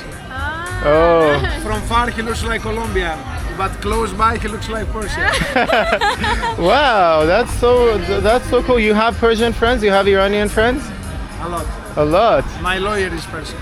Oh, in Mykonos or Athens. Athens? Okay. Do you came from Athens here? We spent 6 months here thanks to you. Business goes well thanks to you. Okay. And the rest we live in the mainland. Oh, some okay. of us in Switzerland, some of us in Greece, some of us in south of France. Okay. Some of us in Cuba. Do you have any Persian partners in the business? No, only good friends. Okay, good. So he's hosting us today. خوشحال شدم. خوشحال شدم. خیلی اسمت خوشحال چیه؟ شدم نیکا. خوشحال شدم. جوانی. خیلی خوشحال Welcome to شدیم. Mykonos. Greece loves Iran. Thank you. We love Greece. حلی بده. حلیب بده. غذای خوب. What was She's saying give us good food. Greek food is like Persian food. Yeah, Coffee very. is Persian coffee. Greek baklava is Persian baklava. I mean, it's the same kitchen. Nice. Welcome. Thank you so much. So nice to meet you. Pleasure is mine. Thank you. Whatever you want. Over there, we want to watch the game. Okay.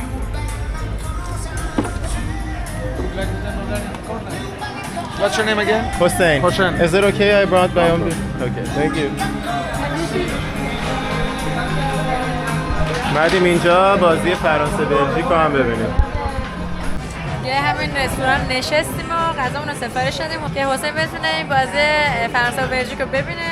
غذا که من دوباره موساکا گرفتم به خاطر اینکه یکی از غذاهای خیلی خوشمزه یونانیه با بادمجون و گوشت و پنیر. حسین هم که سالاد اختاپوس گرفت. الان هم بین دو نیمه است. ما اون بار رو ترک کردیم، به وقت غروب اومدیم این طرف. بازی فرانسه بلژیک همچنان 0-0 در جریان، دیگه زیاد جذاب نبود، رفتیم که بریم سمت کلاب. بزن بریم. Sunset paints the sky so bold. Feet in the sand, don't feel the cold. Waves crashing with the beat so sweet. We're gonna party to the ocean's heat.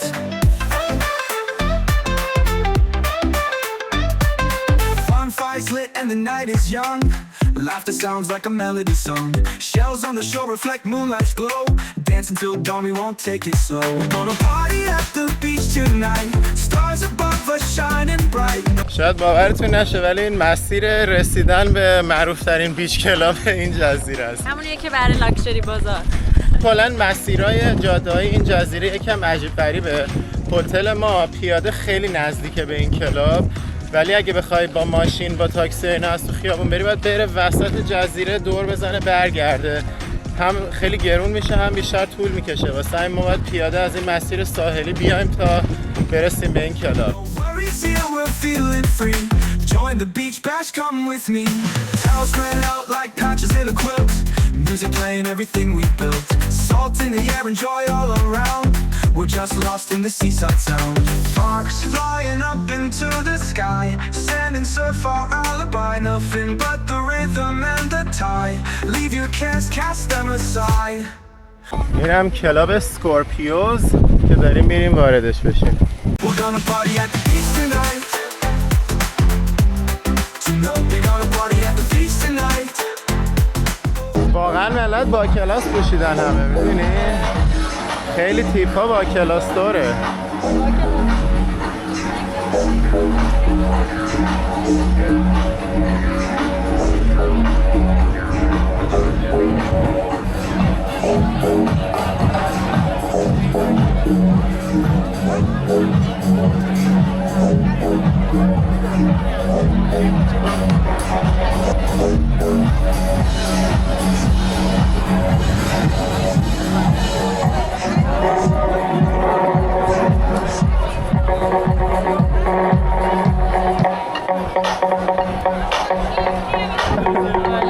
ماش خراب نشه حالا.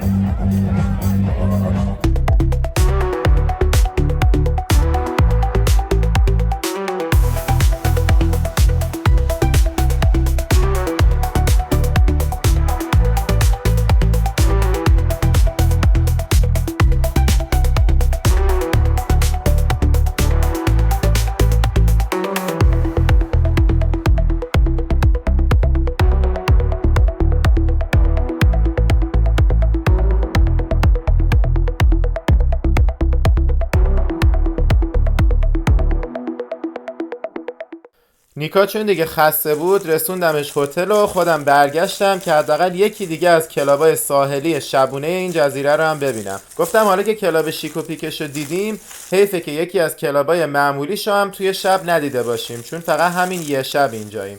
ولی مسیر رسیدن به کلاب بعدی حسابی چالش برانگیز بود. دارم سعی میکنم این مسیرها رو پیدا کنم. الان اونجا که صدا رو میشنوین یکی از کلابای خیلی معروفشه، ولی دارم سعی میکنم از کنار ساحل و لای مانع و صخره و همه چیز برسم به اونجا و خیلی عجیبه، چون که اگه بخوای با ماشین بری باید بری مرکز شهر و دوباره برگردی اینجا. انقدر خیابوناش بی ربطه به هم. همینجوری یکی به من گفت که این وری بری میرسی، ولی هی داره مسیر تنگتر و تنگتر میشه. ببینم واقعا میرسه یا نه. بالاخره خودمو رسوندم. باورم نمیشه.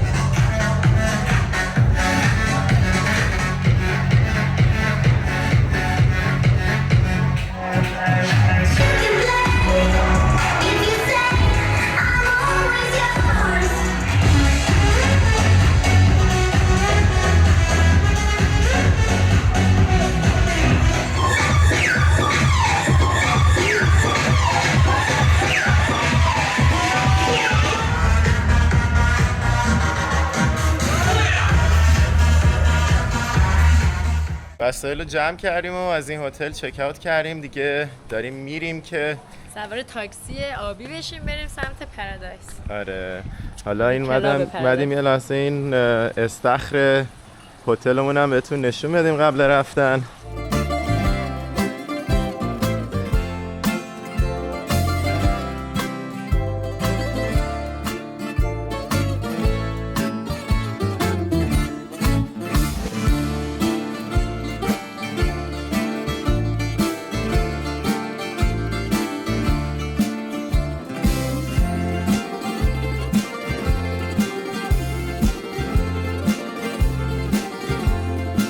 نکته کلی راجع به این بیچ کلاب‌ها و حمل و نقل بینشون بگم. دیشب که دیدین من چه مشقتی کشیدم که برسم به این بیچ کلابه، با اون که رو نقشه 2 قدمی اینجا بود. ولی در کل اینجا جاده ها خیلی عجیب غریبه، یعنی این هتل‌ها به هم دیگه راه ندارن. پیاده مثلا باید از مسیرهای عجیب غریب بری تا برسی، ولی خب با ماشین باید تقریبا بری تا مرکز شهر و دوباره برگردی پایین تا بری بیچ کلاب دیگه. و اینا هم تمام قیمتاش 40 یوروه، یعنی فرقی نداره از کجا به کجا بخوای بری. 40 یورو یعنی یا مینیمم 35 یورو، معمولا 40 یورو شارژ میکنن تا ببرنت. اگرم خیلی شلوغ باشه یا 60-70 یورو.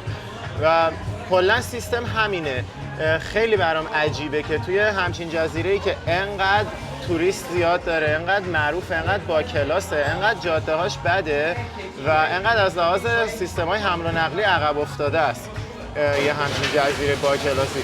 و به خاطر اینکه کلا مسیرات خوب نیست و خیلی گرونه، اکثر جوونا میان اینجا چیز رنت میکنن دیگه، یا ماشین رنت میکنن یا از این ATV ها رنت میکنن.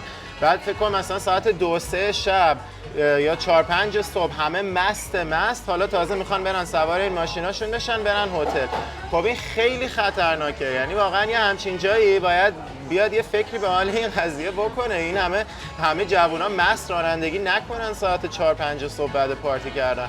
ولی خب این اتفاق داره میفته اینجا و دیگه حالا بالاخره به نظرم یه روزی سرشون به سنگ میخوره و این قضیه رو درست میکنن، ولی فعلا که اینجوریه. اینم از ناهار امروز ما توی این فضای دلانگیز. من سالاد یونانی گرفتم و برام چی؟ بالا جو ساحلاش خیلی باحاله. ما دیروز تو روز نشد بیایم این ساحلای این قسمت رو ببینیم، الان تازه داریم میبینیمش. کلا این قسمت جزیره قسمت در واقع جنوبی سمت همون جایی که تو نقشه اگه بزنین پارادایس بیچ کلاب. کلی از این بیچ کلاب ها نزدیک به همه. بعضیاش حالا خیلی وایب پارتی داره مثل اون پارادایس، بعضیاش مثل اینجا یه وایب نیمه پارتی نسبتاً آرومتری داره، ولی خیلی خوشگله همش. و کلا میکونوس بیشتر به همین ساحل‌ها و بیچ کلاب‌ها معروفه.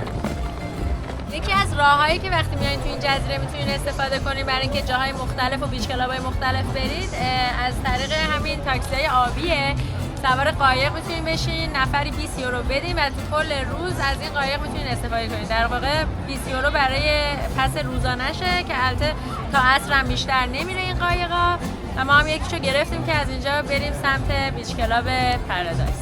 آره حالا ببینیم حمل و نقل آبیش چجوریه. حالا اومدیم سوار تاکسی قایقیمون بشیم بریم پارادایس بیچ کلاب.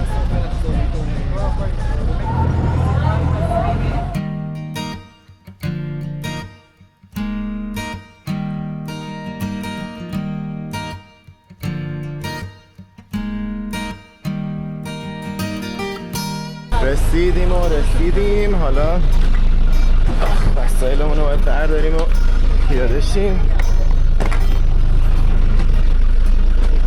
با چه مشقتی این از این قایق پیاده شدیم و حالا داریم میریم یه جا بدیم وسایلمون رو به لاکر. احتمالاً یه 5 یورو دیگه باید برای هر کدوم از وسایلمون بدیم.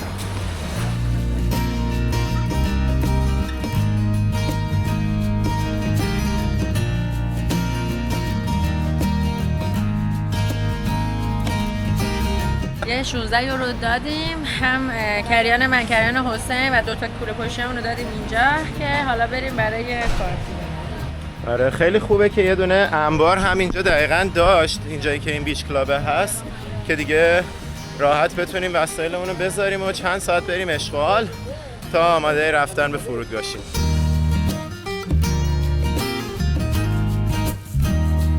اینم پارادایس بیچ کلاب، همون جایی که من دیشب تنها اومده بودم و همه اینجا داشتن میزدن و میرقصیدن. ساعت 4 یا 15 یا 2 ساعت دیگه پارتی شروع میشه.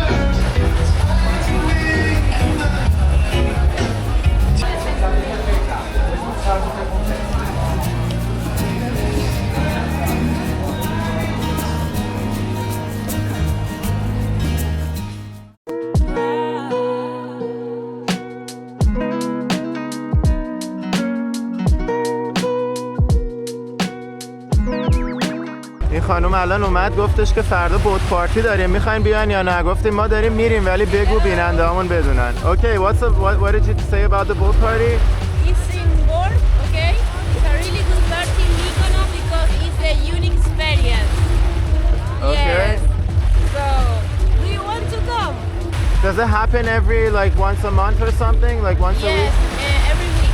Every week? Yeah. What is it called again? What is it called? MIT? MIT, yes. MIT. Yeah. Okay, nice. And how much is it? What's the price? 89 all inclusive. 89. 89 یورو همه چیزو شامل میشه. All Drinks? inclusive. Drinks and everything. Drinks, rum, tequila, mojito, Wow. whatever you want, okay? I wish we were here tomorrow. Yeah. All right. Nice. Thank you. جذاب بود واقعا، کاش بودیم فردا. من خیلی پایه بودم. All inclusive. ساعت چند تا چند؟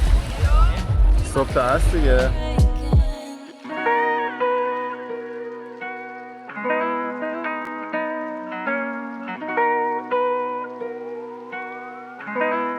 اینجا بهش پسر است. اولین باریه میبینم که نسبت دخترها به پسرها یه جا اینقدر زیاده، حداقل 2 برابر هست.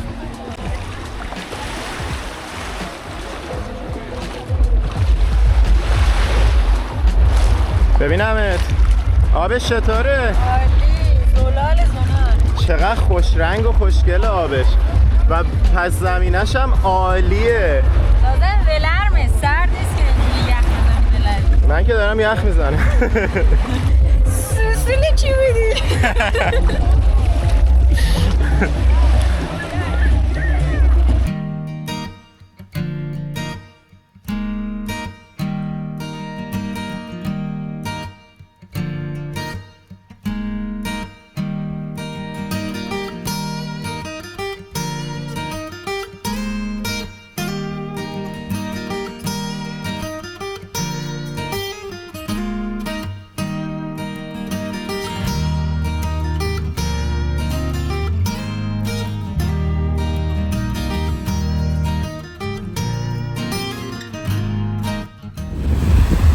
قسمت رو ببینید، دختر وسط آب وایسادن. اونجا یه دونه حالت جزیره طوره اومده بالا از سطح. حسین داره میره سمتش. رسیده.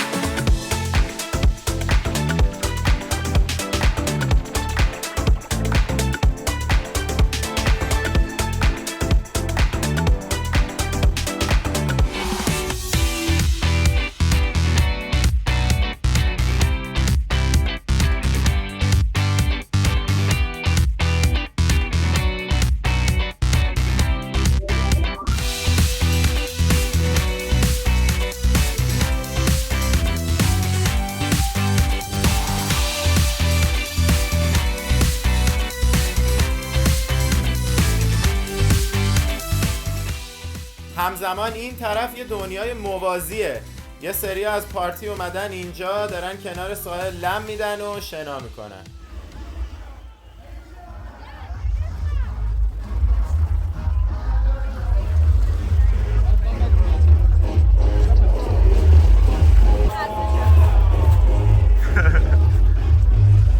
با کمال تأسف باید با این جزیره خداحافظی کنیم و بریم فرودگاه. اینجا فرقی نداره ماشین فسقلی بگیری یا یه دونه ون کامل بگیری، در هر صورت 35 یورو 40 یورو اینا میدی. الان ما 36 یورو دادیم که بریم فرودگاه. یه وقت ریا نشه ما بنز سوار کنیم. اینم از فرودگاه میکونوس.